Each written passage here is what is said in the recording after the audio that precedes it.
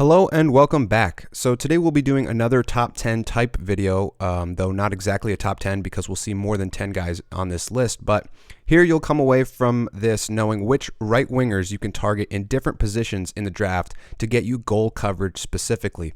So if you're in a points league and you have a heavily weighted goal category and you're looking for a right winger, that's usually the most scarce position for goal scoring, especially this year. This is the video for you. If you're in a regular head-to-head categories league and you want to corner the market on goal-scoring wingers, then this is also the video for you. So let's jump right in to the data. This is the 5-year goal per game data. The first thing that jumps out to me as you notice the lines here, so you're looking at the 50-goal pace, you're looking at the 40-goal pace at the bottom there, and then the 30-goal pace. Nobody here hit 50 over the past 5 years in terms of keeping up a 50-goal pace average. That's pretty difficult to do. We may see in the left wingers video one or two guys hit that, but that'll be the next video in this series. So for this one, David Pastrnak's the top guy on the board, and the fact that he is going at ADP 24.6 is the first thing that catches your eye. He's one of only two 40-goal pace right wingers, but at this ADP, it's reflecting a lot of people's nerves surrounding Boston's injury situation. So let's quickly take a look and see if Pasta's worth it at that ADP. So why would you own David Pastrnak? Let's look at the category breakdown. Let's start with goal production, averaging 0.53 goals per game over the last 5 years, which is a 43-goal pace. On top of that, he had a 0.55 last year, so he hit that right on the mark. And his highest goal scoring season, highest goal per game average, 1920, where he had a 0.68 goal per game average. That's over a 50-goal pace. He had 48 goals in 70 games that season.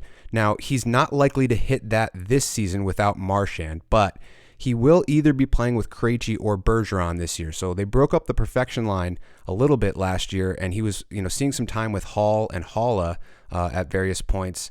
Now with Krejci back, that adds a little bit more stability to their top six. And then Bergeron returning for another season, that's a nice thing to potentially access if you're a Pastrnak owner, because as we saw in the center production video, this perfection line is elite at everything when they're together. Goals, shots, all kinds of category coverage. So if he's playing with Bergeron, that's great. If he's playing with Krejci, that's not bad either. And speaking of shot volume, Pasta is an absolute shot volume monster. 4.33 shots per game, good for 4th in the league. And that's one of those stats that can fluctuate a little bit, but typically guys who shoot don't just choose to stop shooting 1 year. So I would expect that to stay relatively high. His 5-year average is 3.7 shots per game, so he may regress a bit from that 4.33, but anything around that is great news if you draft him. Then let's look at the power play production. Very good again last year, 0.36 power play points per game, 26 power play points. And of those 26 power play points, 15 were power play goals. So if you're in a points league and it weighs power play goals more or adds additional points for power play goals, he's money in the bank right there. That 15 power play goals. There were several players tied for 16 and several players tied for 15, but the 16 and 15 numbers were 3rd and 4th in the league. So he may not have ranked 4th in the league, but that number was the 4th highest number in the league. So he's going to be very prolific for power play goal coverage. Not much other category coverage to discuss, but he was a plus 13 last year, and he's usually right about in that range. That may change this year with the injuries on defense. So just something to keep in the back of your mind that he may not be a plus 13 again this year, but that is usually his range. So let's go back to the data. That's a decent pick there at the 24.6 ADP. They're already baking in the injuries and everything else because usually he's a first round pick every single year no matter what. Now, the only other player in that 40-goal pace bracket is Kucherov, and despite his inability to stay healthy in the last 2 seasons, people aren't really scared off by that, and for good reason. So let's take a look at Kucherov and see why he is still really excellent value at 9.4 ADP. So Kucherov, this file is littered with good stats. Goals, obviously 40-plus goal pace every season. So 0.53, 0.48, 0.5, 0.48 goals per game average. Consistently going to give you 40-goal production no matter what happens. Unlike Pastrnak, Kucherov does rack up the assists as well. 0.93 assists per game last year, and he has hit 1.06 at his best. So he will usually be between that 0.75 and 1 assist per game average. So that means he covers a little bit more categories than Pastrnak and a lot of other players that you're going to be targeting in that range. So his point production is literally top 5 in the world. He averages 1.38 points per game over the last 5. And last year he eclipsed that despite dealing with a lower body injury that kept him out for over 2 months. Normally you'd look at that injury history and you'd be scared off a little bit, but the only player averaging more points per game over the last 5 years is Connor McDavid. And no, that is not a mistake. I checked. McDavid is at 1.37, Kucherov 1.33. So adding Kucherov is essentially like getting McDavid at 9th overall, and he's at a position that has more goal scarcity. So that could potentially make him more valuable just based on his position. We're not done here. He isn't quite the shot volume guy that Pasta is, but 3.31 shots per game, very solid, and puts him 25th in the league. The icing on the cake, 0.63 power play points per game. Now, if you watch my channel, I've been mentioning that 0.3 power play point per game number as a relative indicator of being productive on the power play, and he doubled that last year. So 0.33 power play points, 30 power play points in only 47 games. That is a 51 power play point pace over an 82 game season. And he has done something like that before. As we look at his best season, that was the 18-19 season. See if I can plug that in at the bottom there. So 82 games played, 128 points, 1.56 points per game. And that season he put up 48 power play points as well. So he has that potential. And even when he's not healthy like he wasn't last year, he still is producing at that rate that he was putting up his best numbers at. So even though there is injury history, it hasn't slowed him down at all. Now, literally the only thing that would keep me from drafting Kucherov is the fact that he's had those 2 lower body injuries in the past 2 years. But just as I showed you, he hasn't slowed down at all. Dare I say he could be due for a slight increase? No, probably shouldn't say that, but he did outperform his 5-year average last year by 0.09 points per game, and that may not signal that he's due to overperform. But yeah, definitely he's worth it at that 9th overall pick if he's in that range for you. Usually he's a top 5 guy, so for him to drop towards the back half of the first round, if you can get him there, that's an incredible value play.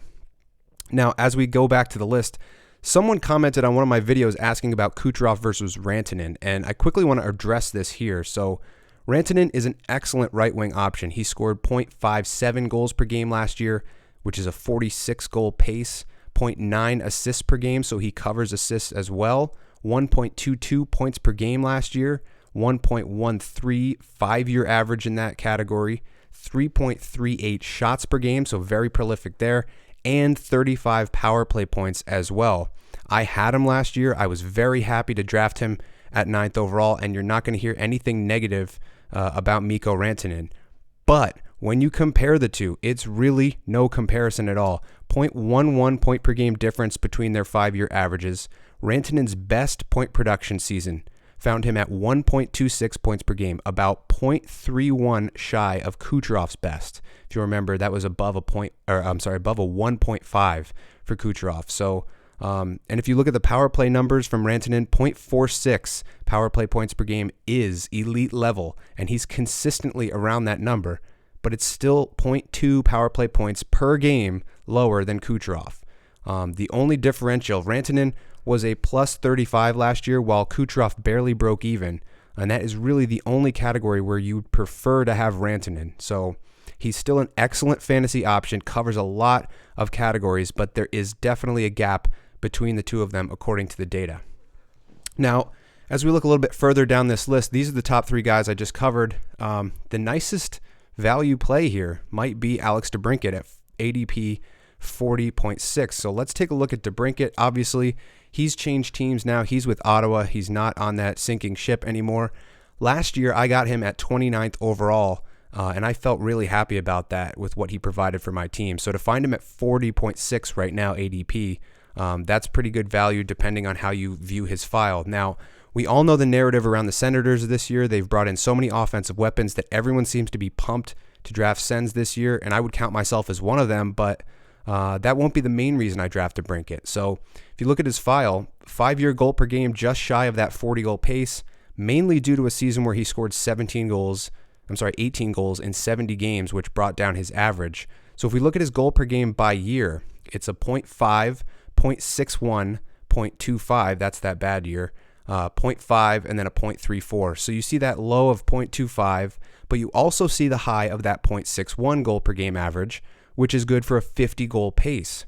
So the ceiling is there for him to become a goal-scoring value player for you in this range at that 40 ADP number. On top of that, his point production mirrors his goal production in the sense that his rookie year was good, not great.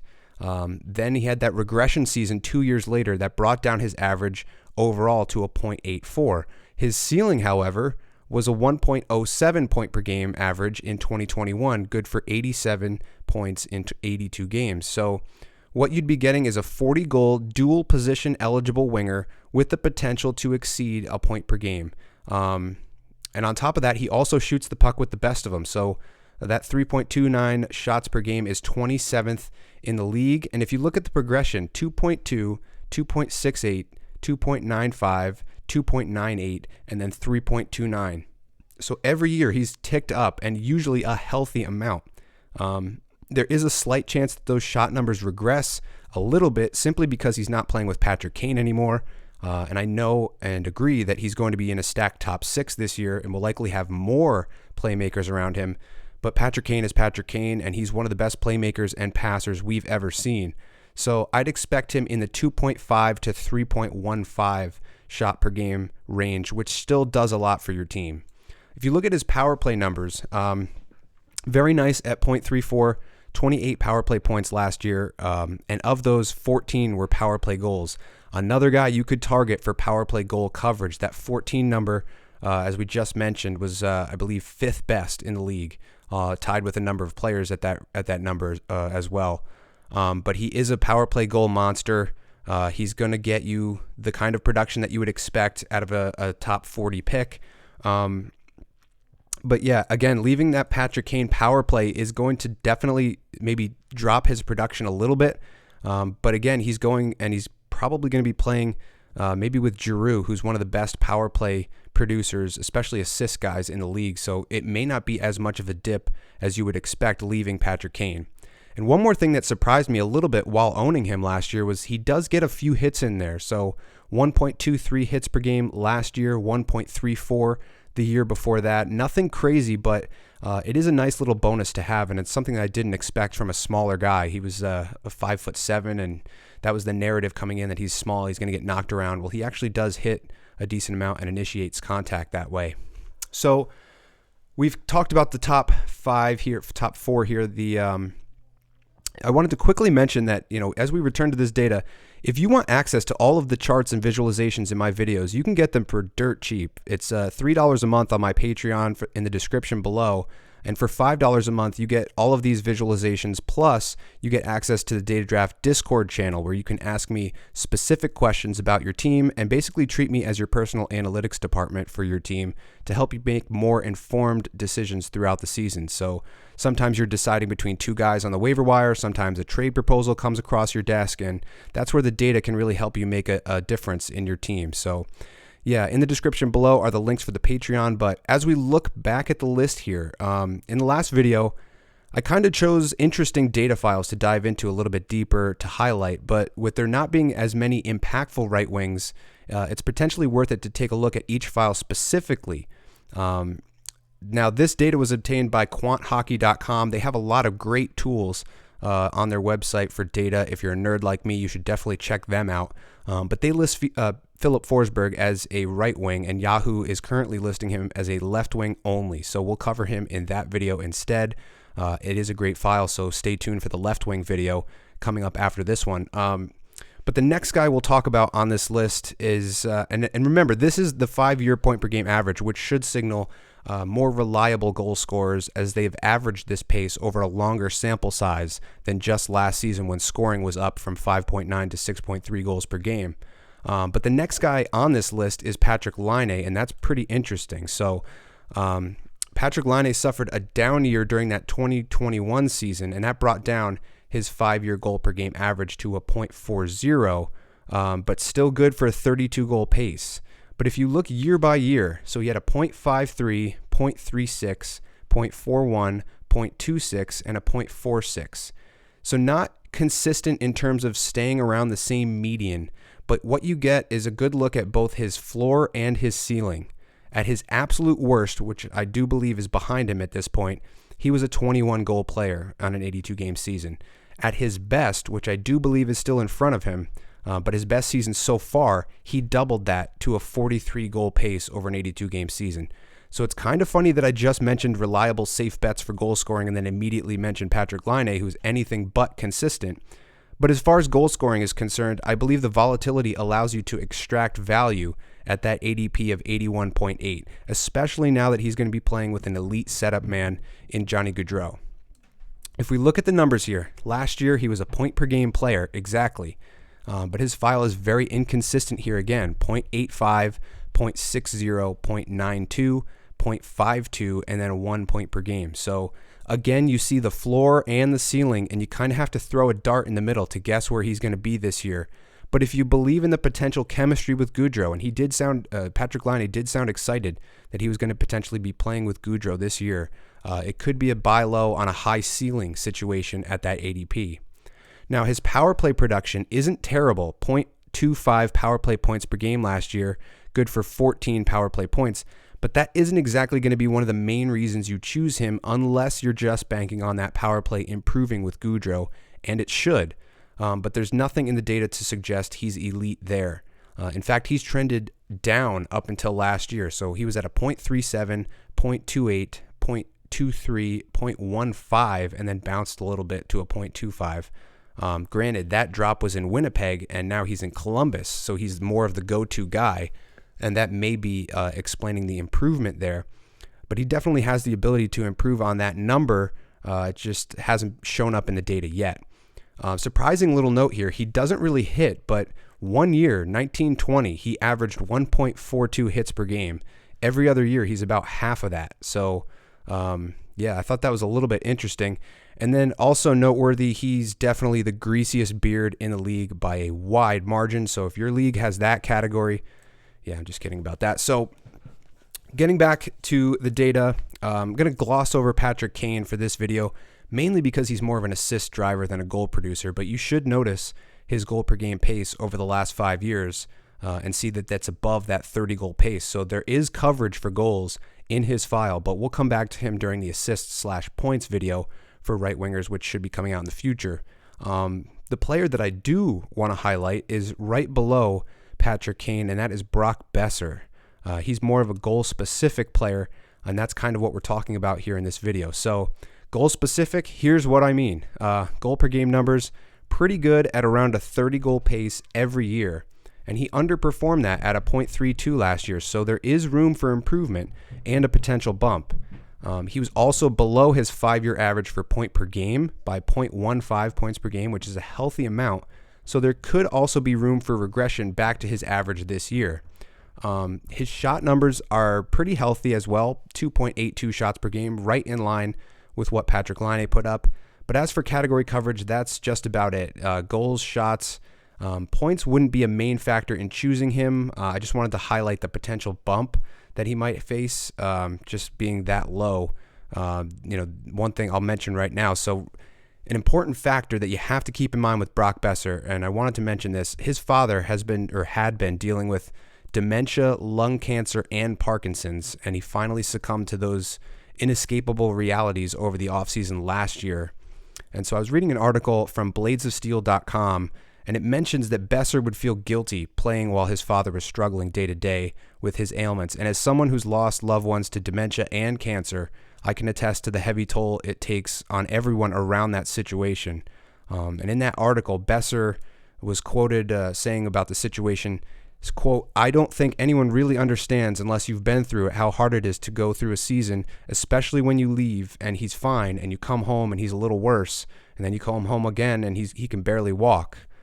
He goes on to say, "I was mentally tired at certain points during the season because I was so stressed out. It was hard for me to have that passion each and every night." Now, that season where a lot of that took place was the 2021 season. But last year, I'm sure Boeser was playing with a heavy heart after his father passed, feeling much of the same things that he felt during that time. And my hunch is that Boeser, with a year removed from that traumatic experience, now playing with a very likable player-oriented coach in Bruce Boudreau, there could be some growth for Brock, both personally and on the ice. And I'm personally hoping that that is the case for him. I'll be rooting for him this year for sure, and hoping that he can return to that form that we saw earlier in his career.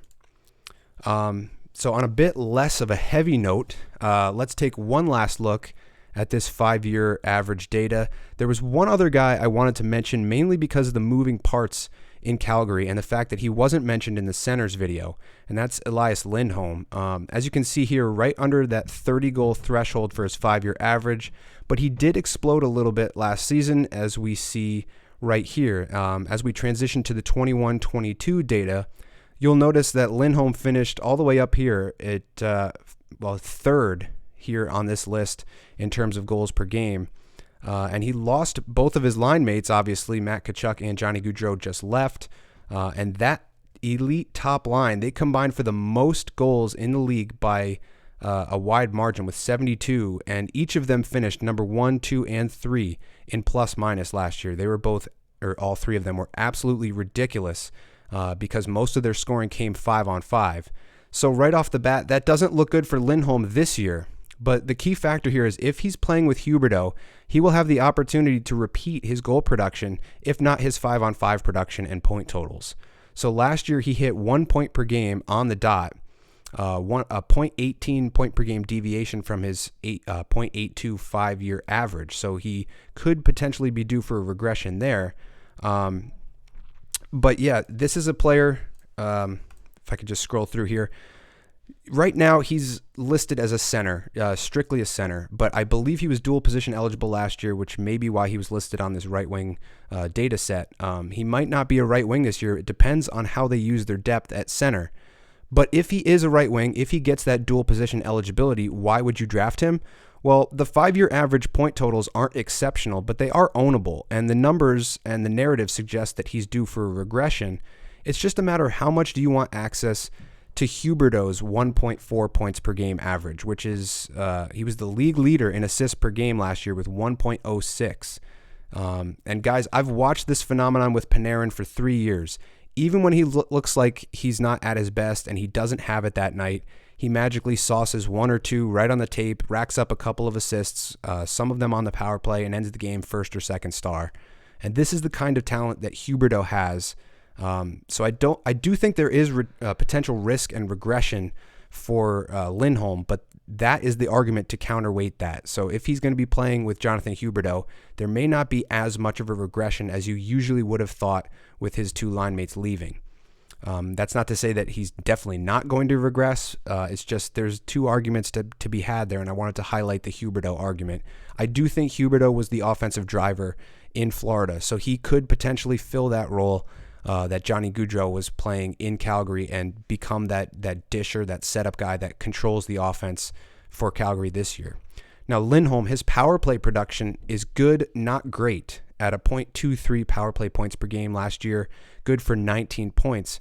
And remember, that line did work at 5-on-5, but in the past, he's been above a .3 power play point per game guy, and he's put up 26 power play points in the past. So I see his range between that .17 or that 17 to 30 power play points this year, which would be ownable. So just something to keep in the back of your mind. It's a very tricky file to navigate, just given the amount of moving parts and everything. And because of that, people might be staying away from him a little bit. So that could be a potential value situation depending on where you can get him.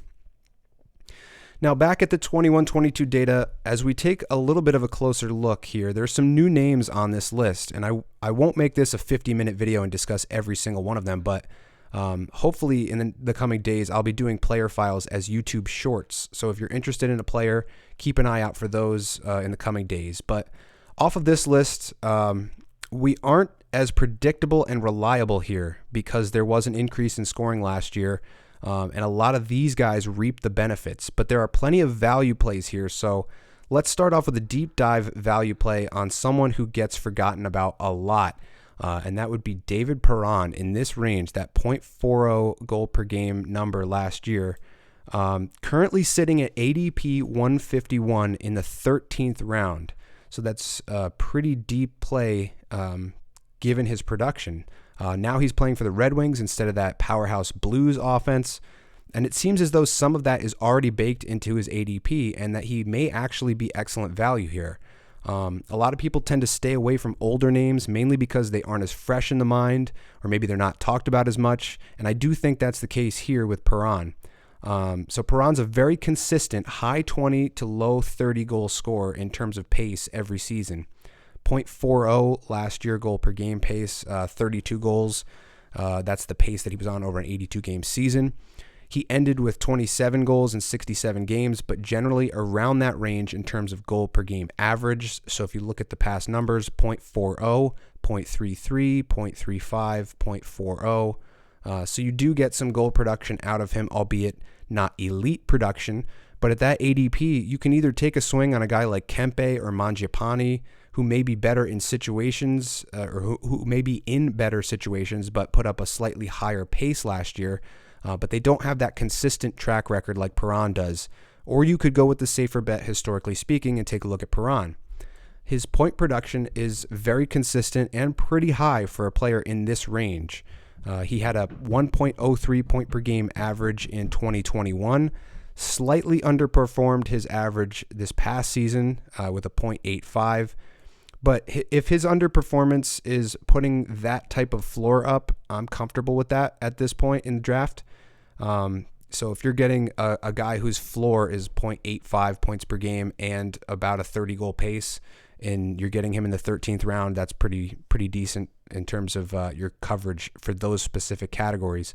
His shot totals aren't the highest you'll see. But again, for this range and in terms of most of the players that we've looked at so far in this video, he's right in that ownable range in the mid to high 2 shot per game range. His power play production, very good. His average was dragged down by that last season in Vegas and then the Stanley Cup year in St. Louis where he took on a bit of a different role. But if you check out the last 3 years, it's .38, .375, and .38 power play points per game, which is very good. That's, mid 20s to low 30s power play points per season. And Detroit, it's just a matter of if he gets on that power play unit, that top unit. And I don't see why he wouldn't, just given that production. But there could be a number of players there that could be eligible for that spot. You have Andrew Copp coming over. Lucas Raymond is probably on that. Larkin, I would imagine, would be on that unit. Sider. So it kind of, you run out of different positions to slot him in, so it just does depend on what they try to go for there. And he does add 1.29 hits per game, so not irrelevant there either, but not something you'd target him for. The obvious reason to stay away from him would be him leaving the third best offense in the league and joining the 25th ranked offense. Given his power play production, again, I'd expect him to see some time, but it depends on how many players are going to be given an opportunity to play with those three guys that are pretty much solidly baked in on that power play with Larkin, Raymond, Sider, etc. But if you're looking for reliable goal production in and around that 30 goal per season range, he's usually a guy that gets overlooked, and you could pluck some value from him in that range. So just something to keep an eye out for in your draft. Now, back at this list, we see a ton of names. Not all of them I'll be able to address. I'm not going to touch Mikheyev in this video. Going to a new team in Vancouver could be an interesting opportunity for him. I've touched on Nick Schmaltz in the past. He's very Clayton Keller dependent. I would look for a regression from that number. Jordan Kyrou just signed a nice contract. I don't know if he'd be a money bags candidate. He just did get a ton of money. But yeah, we're going to stick to more of the guys who are over 30 goals in this particular video. And Yeah, so for brevity, I'll just go over one or two more guys, and then you guys can make up your own minds. And again, you can find these graphs in the description below, and you can use these for your draft prep. I usually have them open during my mock drafts just to keep an eye on what the stats are telling me. Now, what you want to take away from these deeper plays, usually the guys at the top of the draft will potentially be able to cover 3 to 4 categories minimum, and they're elite in their production in those categories. And then as you go further down in the draft, you either have to choose between a player that has elite production in 1 or 2 categories, or a player who has solid, consistent production in 3 or 4 categories, but not elite level. And that's kind of what David Perron was. And this is a judgment call just based on what you have at the top end, what you've drafted already. If you feel comfortable with your offensive production with your top guys, you could go for a goal scorer who covers more categories. If you went heavy D in goalies early, or heavy assists with your early picks and your power play guys, taking them early, you could need a nice value play that has high upside, specifically in goals and shots. And along that same thought process, I did want to cover one of my favorite mid-tier guys to grab every year, and that would be Bryan Rust. So as we take a look at his file, consistent production over the last 3 years offensively. 0.4 goals per game last year, 0.39, and then 0.49 the year before that. So that 0.49 is a 40 goal pace. He has had a little difficulty staying healthy. Same thing with many of those Penguins. They've all been injured over the last number of years. But when healthy, he gets that line assignment with Crosby and Gensel, both of whom are gone by the 4th round in your draft. So to get their wingman, who has the capability of a 40 goal pace at ADP 96 in the 8th round, that's good value for you. If you look at his point per game average over the last 3 seasons, he's at a 0.91. He hit a 0.96 last year with 58 points in 60 games. So the assists are there as well. He had a 0.56 assists per game number, 34 assists on the season. In addition to that, pretty healthy shot per game average last year at 3 shots per game. Usually he's in the 2.75 to 3 shot per game range. That's a really good, stable range for him. And so for a guy you can get in the 8th round, you're still getting pretty good coverage, and you're buying a top-end ceiling in goal and shot production. And then on top of that, his power play numbers are pretty good as well. So 0.35 power play points per game, 21 power play points in only 60 games last year. And again, you're getting, especially on that power play, you're getting access to Malkin, Crosby, Letang, some of the elite power play guys in the league. And that could be a decent option for you at this range in the draft. 8th round is pretty much where he should be going, just because there is the goal scoring potential. There is also the injury risk. So you're kind of balancing the two. But if he drops anywhere below that 8th round range, he becomes excellent value. And there have been seasons where I've picked him up off the waiver wire where he got hurt, people dropped him, and then you come in and scoop him up, for, dirt cheap, and he can potentially provide you nice category coverage down the stretch and into your playoffs. And then right below him on that previous graph was Drake Batherson, and that's a pretty interesting file. With Batherson, there isn't enough data to get a good idea of his consistency, as he's been improving year over year. But that in and of itself may be a reason to take a look at him, especially if you believe in the Senators' offense this season. So his goal per game numbers are good, but not great. That 30 goal pace last year, but he has trended up over the last 3 seasons. So if you look at his last 3 goal per game average, 0.13, 0.30, and a 0.36. So pretty much mirroring the competitiveness of the Senators as they've been rebuilding in that process. And so this year they've added a lot of pieces, so you could potentially extract that and expect him to take a bump from that 0.36 number as well. And the same phenomenon with points per game. Massive jump between different years, so 0.43, 0.60, 0.95 point per game. Healthy upticks every year, and he was 0.34 points per game over his quote-unquote 5-year average. But again, that average has a lot of youth baked into it, and I didn't really think it was relevant to his file because of how young he is. And normally that overproduction would signal a potential regression, but the upward trend in his production across the board may mean that he can replicate this again. He is younger, so you might have seen him on that overdraft video that I did, and the reason why I didn't consider him an overdraft was because of these factors. His power play number was solid, He's been a .26, .26, and a .30 over the last 3 years. But this year, we kind of have to wait and see who makes that top power play 1 unit in Ottawa, as they just brought in Claude Giroux, who's one of the best in the league in terms of power play producers, and Alex Debrincat, who is one of the best in the league at power play goal coverage with 14. So, and they're both right-handed shots like Batherson, so he may end up being vulnerable and could end up on the second power play unit depending on how they feel about it during training camp. So something to keep an eye on as training camps start to open. Now, the shot numbers were okay, but not something to own him for specifically at 2.39. But his hits per game at 1.93 is noticeable, and it could be a reason to favor him over a similar offensive player going in that range. He's currently at ADP 85.4 in the 7th round, so there isn't much value baked into his file in that range. But the sneaky value may be in that hits number. So I'd say there's a healthy amount of risk at that ADP with the power play factor.